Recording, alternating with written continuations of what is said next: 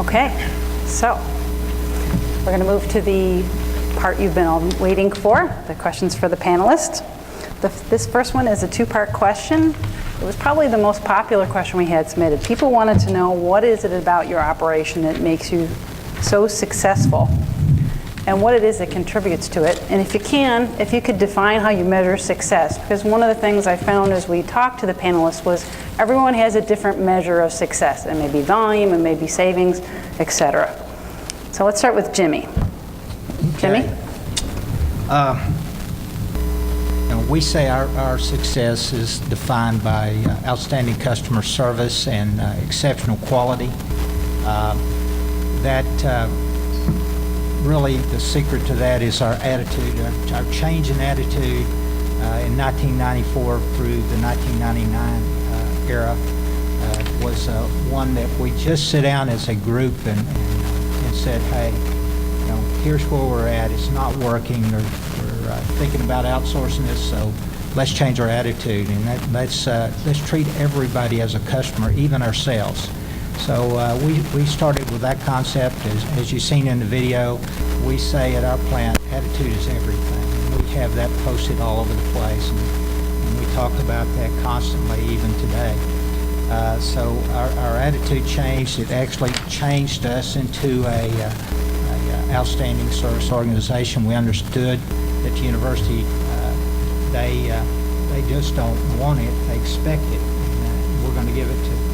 So that's the biggest secret to us, is our change in attitude over the years. And the other thing that brought about was a desire by my staff to become involved with the university, not just as putting ink and toner on paper for the university, but now to be involved in homecoming. We have a tenant homecoming. We have a tenant freshman orientation. All those activities now we're involved with. So it's made a total difference in the way we're perceived as a service organization on campus. We're just not the guys who put postage on mail and ink on paper. We're part of the whole strategy of the university from the recruiting standpoint. We support every aspect, not just athletics. We support every area of the university. Whenever possible we can, we try to be actively involved in all the areas of the university, whether it be academics or athletics or donor relations. We go to commencement.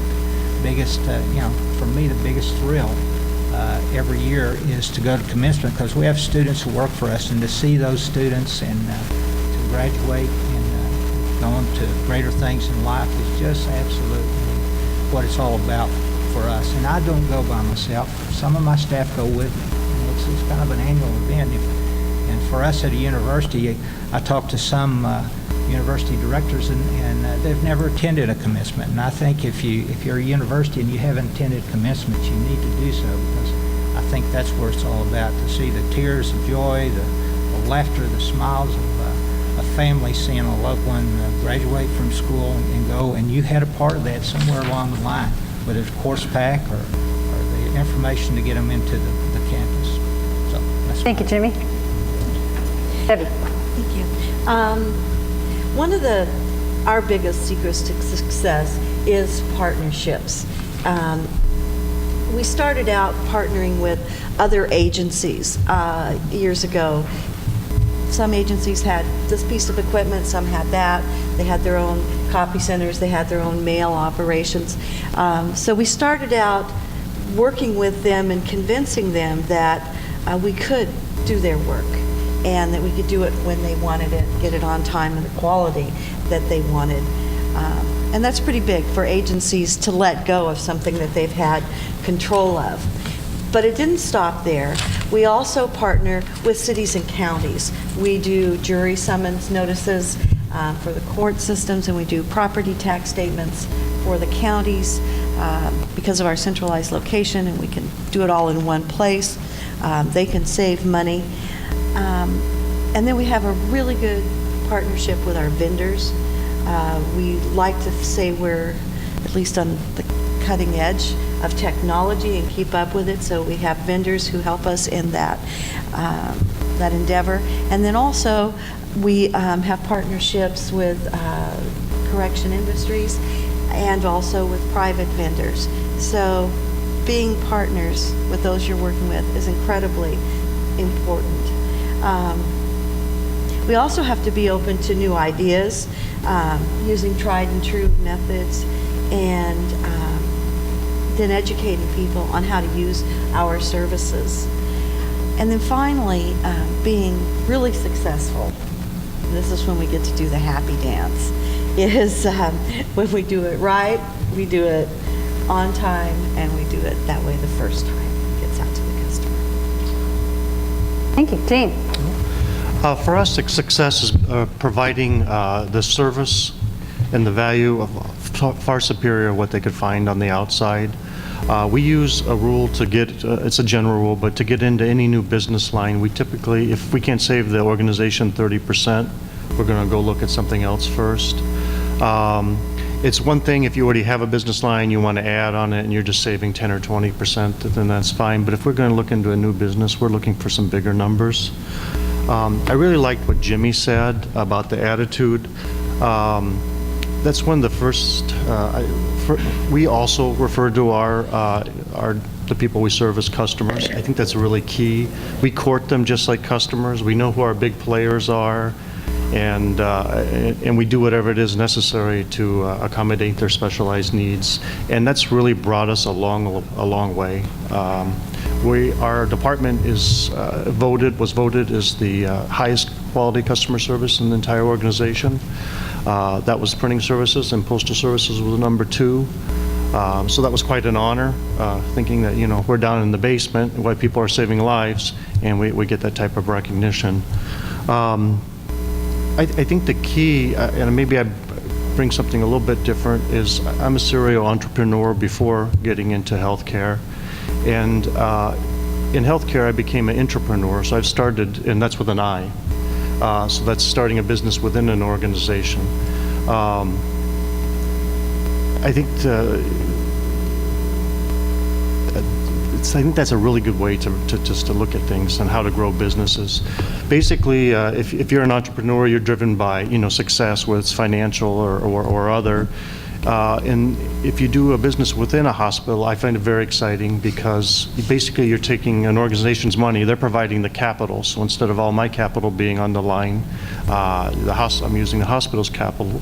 And you get to grow this, this dream, and you get to provide jobs, provide excellent services, and run with it. And of course, you don't get the financial rewards that you would on your own. But if your goal is to serve and to go forward and to grow, it's a great way to go.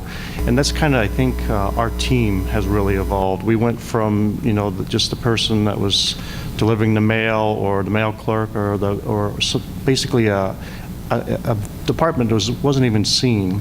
And our visibility has just grown dramatically. We've been recognized at a number of we have a learning institute that we've been recognized there a number of times. Our financial products, our projects that were successful, they show up at the annual budget session. So when the CFO of a billion-dollar organization is talking about your department, you're probably doing some good things. So.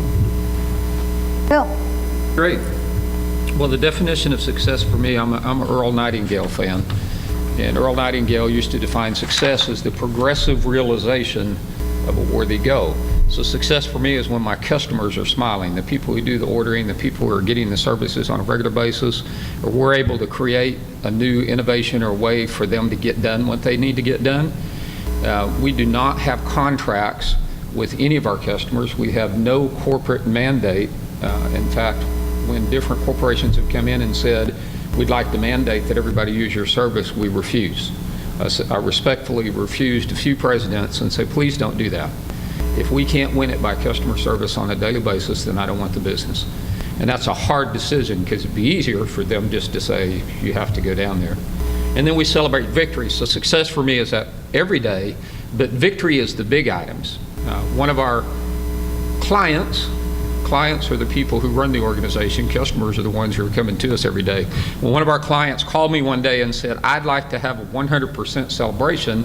We're going to buy McDonald's combos for every single one of your people. I said, why that? Well, their number one product was a brochure called a combo.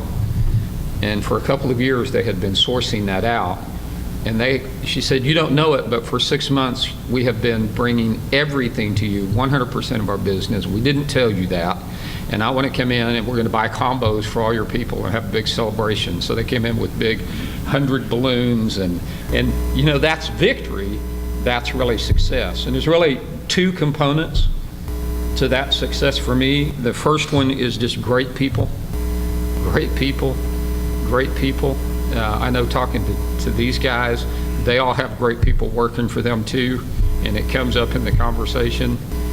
And great people is an attitude that a good manager has. I consider myself a good manager, a good director, but I got great people, so they make me look great. But I'm okay, yeah. But they're great, and constantly adapting. Just constantly adapting to what has to happen. Listening to the customer and finding a new way. We bring in our software vendor once a year to the people who do the ordering. I've been an IT geek for a long time, and I think as close as you can get to the person using the system, the better. So we bring in our software vendor to sit down with our ordering customers. We bring them in, you know, we try to schedule it when some of them are in from out of location, and let them tell us what needs to be adapted, what needs to be changed, and then go back and work those processes back into what we do.